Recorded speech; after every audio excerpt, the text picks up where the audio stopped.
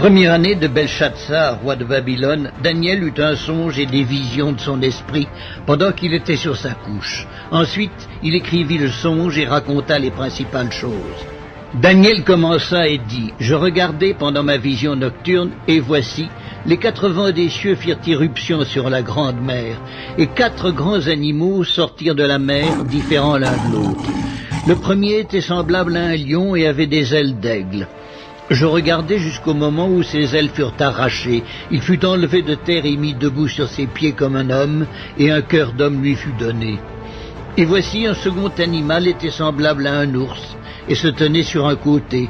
Il avait 3 côtes dans la gueule entre les dents, et on lui disait « Lève-toi, mange beaucoup de chair ». Après cela, je regardai, et voici, un autre était semblable à un léopard, et avait sur le dos 4 ailes, comme un oiseau. Cet animal avait 4 têtes, et la domination lui fut donnée.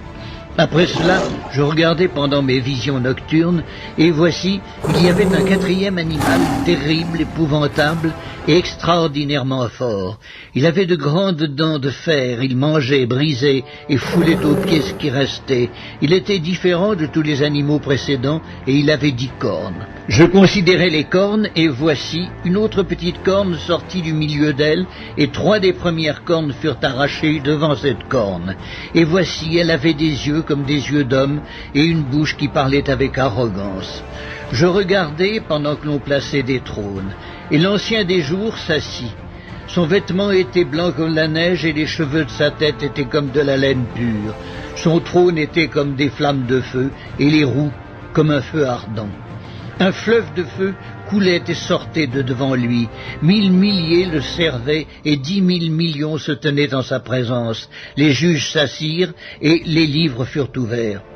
Je regardai alors à cause des paroles arrogantes que prononçait la corne, et tandis que je regardais, l'animal fut tué et son corps fut anéanti, livré au feu pour être brûlé. Les autres animaux furent dépouillés de leur puissance, mais une prolongation de vie leur fut accordée jusqu'à un certain temps. Je regardai pendant mes visions nocturnes, et voici, sur les nuées des cieux arriva quelqu'un de semblable à un fils de l'homme. Il s'avança vers l'ancien des jours, et on le fit approcher de lui. On lui donna la domination, la gloire et le règne. Et tous les peuples, les nations et les hommes de toutes les langues le servirent. Sa domination est une domination éternelle qui ne passera point, et son règne ne sera jamais détruit. Moi, Daniel, j'eus l'esprit troublé au-dedans de moi, et les visions de ma tête m'effrayèrent. Je m'approchai de l'un de ceux qui étaient là, je lui demandai ce qu'il y avait de vrai dans toutes ces choses. Il me le dit et m'en donna l'explication. Ces 4 grands animaux, ce sont 4 rois qui s'élèveront de la terre. Mais les saints du Très-Haut recevront le royaume, et ils posséderont le royaume éternellement, d'éternité en éternité. Ensuite, je désirais savoir la vérité sur le 4e animal, qui était différent de tous les autres, extrêmement terrible, qui avait des dents de fer et des ongles d'airain, qui mangeait, brisait et foulait aux pieds tout ce qui restait. Et sur les 10 cornes qu'il avait à la tête et sur l'autre qui était sortie, et devant laquelle 3 autres étaient tombés, sur cette corne qui avait des yeux, une bouche parlant avec arrogance et une plus grande apparence que les autres, je vis cette corne faire la guerre aux saints et l'emporter sur eux jusqu'au moment où l'ancien des jours vint donner droit aux saints du Très-Haut, et le temps arriva où les saints furent en possession du royaume. Il me parla ainsi. Le 4e animal, c'est un 4e royaume qui existera sur la terre, différent de tous les royaumes, et qui dévorera toute la terre, la foulera et la brisera. Les 10 cornes, ce sont 10 rois qui s'élèveront de ce royaume.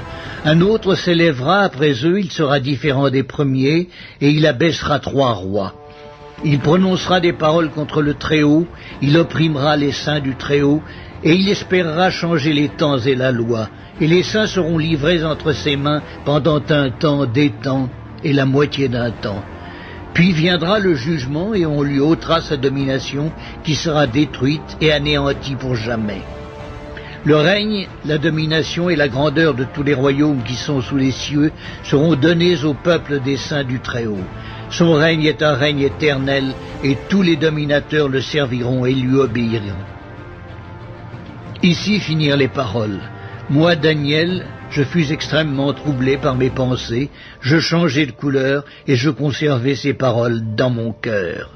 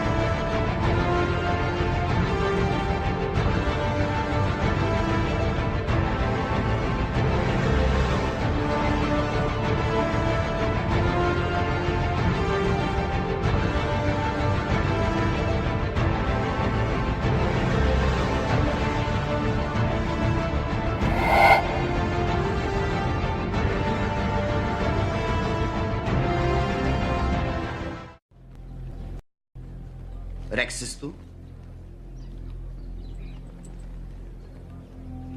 Regnum meum non est hoc mundo. Si esset, putas ministri mei isto sic tradere mei. Si vicent. Ant malca, ergo rexistu. Ego in hoc natus sum. Ut testimonium veritati perebeam.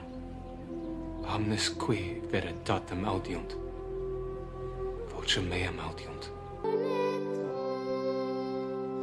Pour mes disciples, à cet amour que vous aurez les uns pour les autres. Heureux les pauvres en esprit, car le royaume des cieux est à eux. Heureux les affligés, car ils hériteront la terre.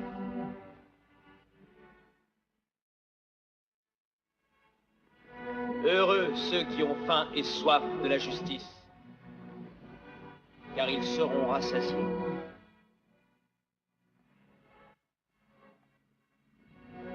Heureux les miséricordieux, car ils obtiendront miséricorde.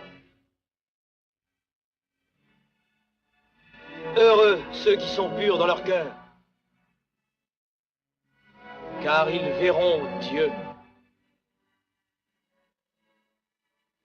Heureux ceux qui procurent la paix, car ils seront appelés fils de Dieu. Heureux ceux qui sont persécutés pour la cause de la justice, car à eux est le royaume des cieux. Heureux serez-vous lorsqu'on vous outragera, qu'on vous persécutera, et qu'on dira faussement de vous toutes sortes de mal à cause de moi. Réjouissez-vous.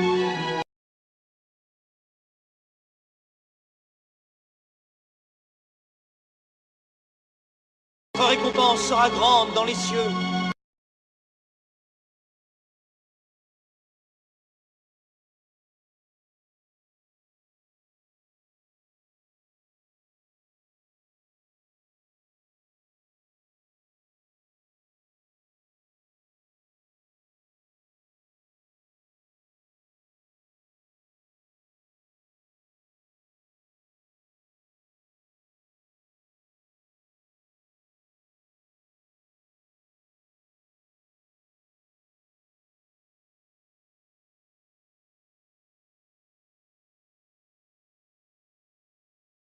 More than one small country.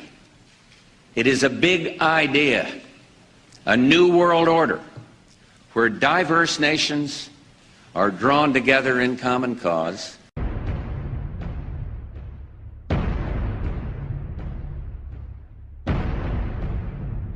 Wir wollen einst ein Reich sehen und ihr müsst euch schon dafür erziehen.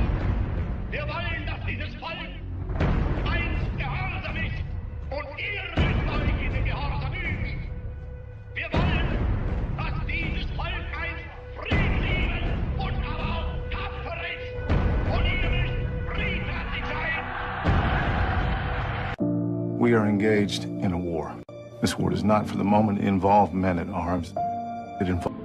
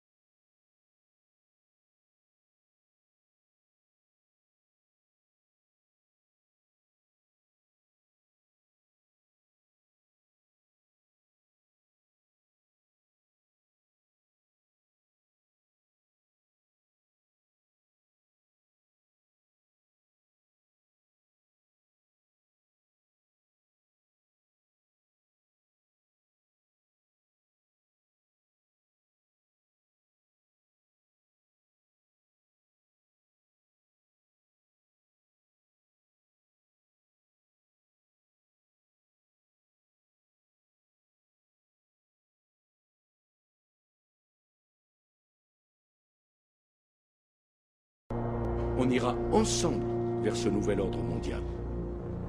Et personne, je dis bien personne, ne pourra s'y opposer.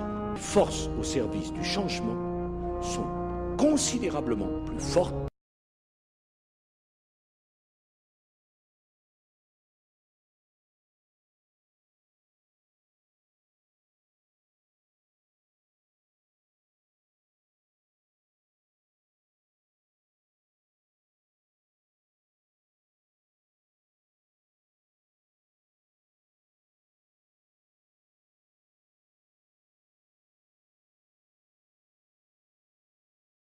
Activity with very limited experience with him myself, whereas my experience was much more prevalent with Hillary Clinton, because Hillary is also bisexual, leaning more towards a homosexual end, and it was she who accessed my sex programming.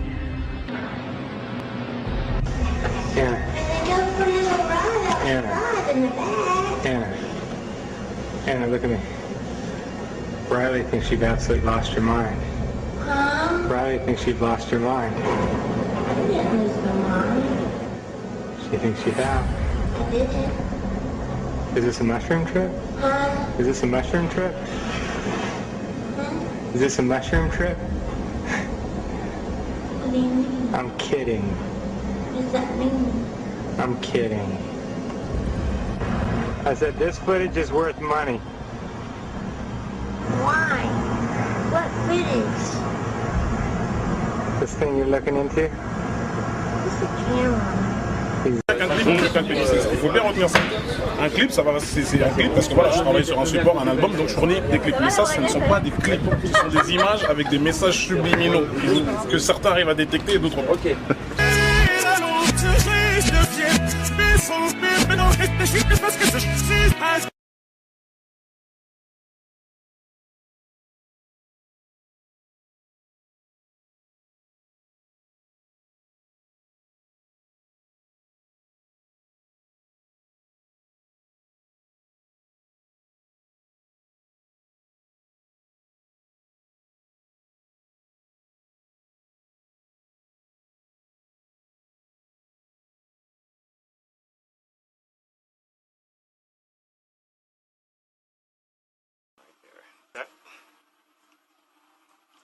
Rewind it. Get up. Okay.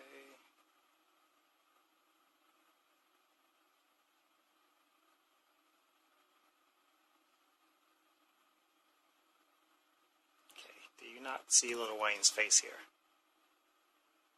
Okay. You see his eyes? Looks like he has some contacts in, or his eyes are yellow. Not quite sure. When I first originally saw this, I thought he had contacts in to match his clothing. Il y eut une guerre dans le ciel. Même les mots « la guerre dans le ciel » sonnent comme le paradoxe suprême. C'est presque inimaginable pour nous qu'il puisse y avoir une bataille et une lutte parmi les êtres parfaits de Dieu au paradis. Que pourrait être la cause de ce conflit céleste? Heureusement, un livre ancien appelé la Bible nous donne assez de détails afin que nous puissions établir un étonnant compte-rendu. Bien que tragique, c'est aussi une histoire d'amour incroyable, qui s'étend à travers les âges, touchant personnellement vous et moi, et chaque individu sur Terre. Extraordinaire pour servir de chef à l'entière foule céleste. La Bible nous dit que son nom était Lucifer, qui signifie porteur de lumière. Ce chérubin était le plus grand être créé par Dieu et a tenu la position la plus proche du trône de Dieu, directement sous Jésus dans l'autorité céleste. Le travail de Lucifer était de communiquer la lumière et la connaissance de la volonté de Dieu à tous les autres anges. Lucifer était l'être le plus splendide créé par Dieu.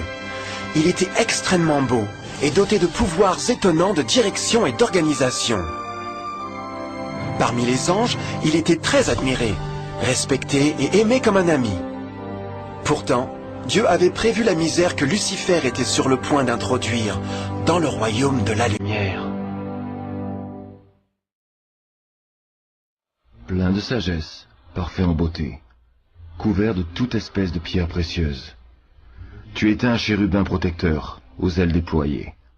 Je t'avais placé, et tu étais sur la sainte montagne de Dieu. Tu marchais au milieu des pierres étincelantes. Tu as été intègre dans tes voies, depuis le jour où tu fus créé, jusqu'à celui où l'iniquité a été trouvée chez toi. Lucifer a commencé à réfléchir sur sa propre beauté et son pouvoir. Son cœur s'est peu à peu mis à changer. Il a tourné son centre d'intérêt pour se détourner de Dieu, et il a dirigé son amour sur lui-même. Nous ne pourrons jamais vraiment comprendre comment et pourquoi ces graines de rébellion ont germé dans son cœur. Mais le prophète Ésaïe fournit cet aperçu de la pensée de Lucifer. Comment est-ce possible? Te voilà tombé du haut du ciel, toi l'astre brillant du matin. Te voilà jeté à terre, toi le vainqueur des nations. Tu te disais, je monterai jusqu'au ciel, je hisserai mon trône plus haut que les étoiles de Dieu.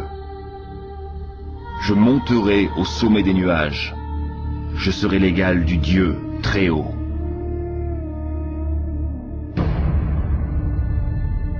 Lucifer a progressivement commencé à convoiter le pouvoir de Dieu, mais pas son caractère.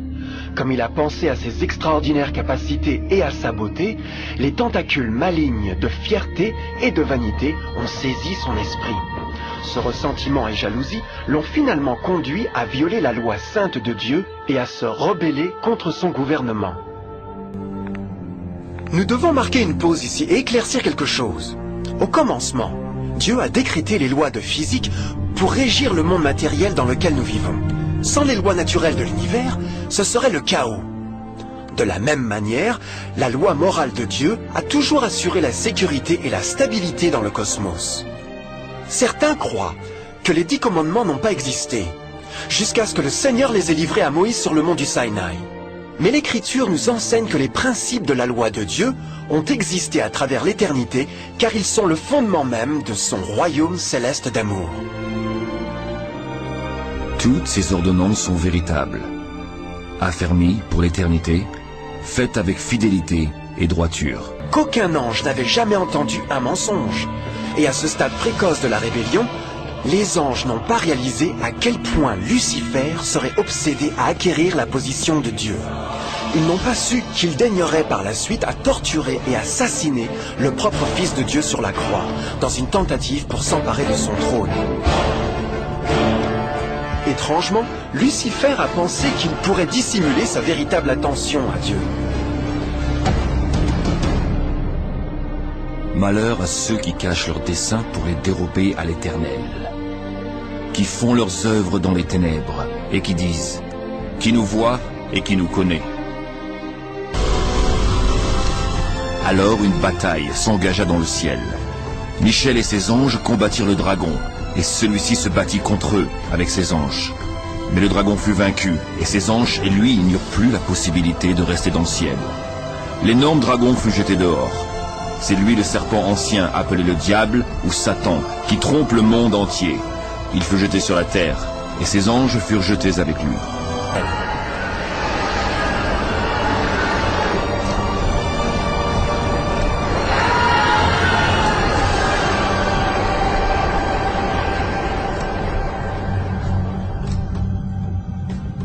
Mais que se passera-t-il ensuite?